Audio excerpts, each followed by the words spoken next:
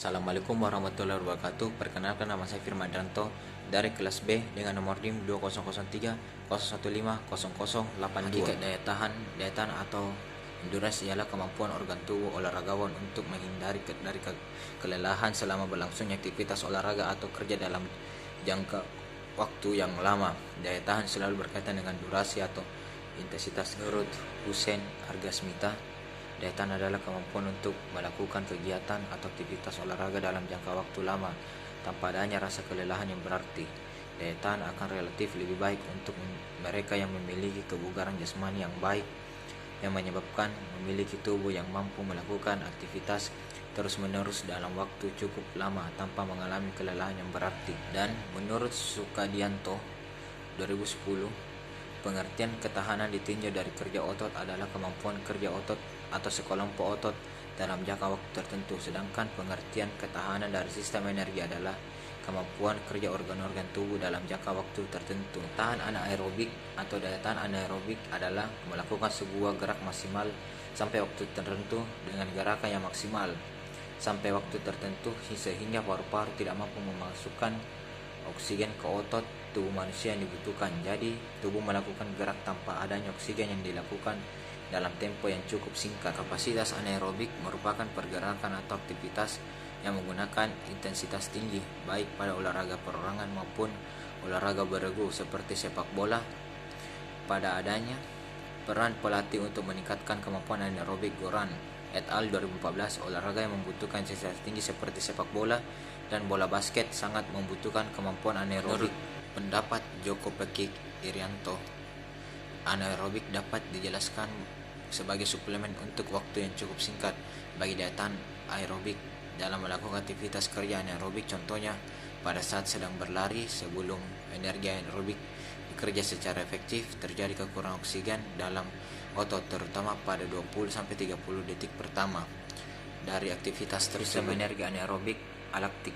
Kemampuan anaerobik alaktik adalah kemampuan tubuh di mana mekanisme penyediaan energi untuk mewujudkan gerak eksplosif yang tidak tergantung pada kebutuhan oksigen, dan gerak hanya dapat berlangsung dalam beberapa detik. Kemudian ada sistem energi anaerobik laktik. Sistem energi anaerobik laktik merupakan sistem energi yang tidak membutuhkan oksigen tapi menghasilkan asap laktat. Menambahkan glikosis anaerobik akan memecah glikogen dalam otot menjadi glukosa untuk memperoleh energi yang akan digunakan untuk merealisasikan ATP. Pembentukan ATP melalui sistem oksigen yang membutuhkan indeks kelelahan. Kelelahan adalah sebagian menurutnya kondisi kapasitas kerja yang disebabkan oleh melakukan aktivitas. Kelelahan otot merupakan suatu keadaan yang terjadi setelah kontraksi otot yang kuat dan lama di mana otot tidak dapat lagi berkontraksi dalam jangka waktu panjang atau tertentu. Kelelahan otot biasanya terjadi penurunan suatu kinerja otot dalam tubuh yang melalui sebuah aktivitas fisik pada waktu tertentu. Kelelahan otot ditandai dengan rasa nyeri pada bagian kaki, melemahnya otot sehingga mudah tertarik atau kram, dan mengganggu aktivitas fisik. Kelelahan umum adalah kelelahan di mana seseorang mengalami penurunan gairah atau semangat dalam melakukan aktivitas dan kurangnya konsentrasi dalam melakukan kegiatan. Kelelahan umum disebabkan oleh keadaan pensyarafan sentral atau kondisi psikis fisiologis. Metode latihan pada dasarnya merupakan suatu cara untuk digunakan pelatih dalam pelaksanaan latihan agar latihan dapat berjalan dengan baik dan tujuan latihan dapat tercapai. Hakikat latihan adalah proses yang menuju pada peningkatan kemampuan yang berisikan teori dan praktek yang dilakukan secara sistematis, teratur, terukur, dan secara berulang-ulang dengan melibatkan aspek fisik, fisiologis, mental, teknik, dan taktik yang disusun dan dilakukan dengan perencanaan latihan, program latihan, dan serta kontrol terhadap proses latihan. Prinsip latihan merupakan hal-hal yang harus ditaati, dilakukan, atau dihindari agar tujuan latihan dapat tercapai sesuai dengan yang diharapkan. Kombinasi latihan dan pola hidup.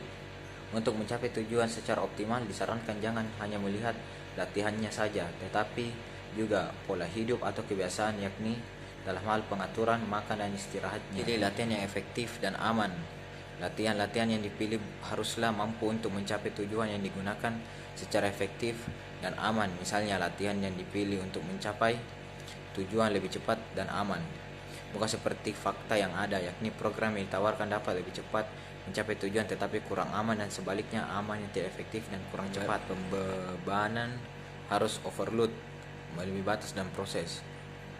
Pembebanan dalam latihan harus lebih berat dibandingkan aktivitas sehari-hari dan ditingkatkan secara bertahap, mampu memberikan peningkatan yang berarti pada fungsi di atas tentang kajian teori dapat dirumuskan kerangka berpikir sebagai berikut. Strategi dan taktik adalah faktor penting dalam mempengaruhi permainan dan hasil akhir dalam sepak bola. Strategi didefinisikan sebagai keseluruhan rencana yang dirancang dan diterapkan pada sebuah suatu tujuan tertentu yang biasanya dapat dicapai dengan pertemuan taktik tertentu.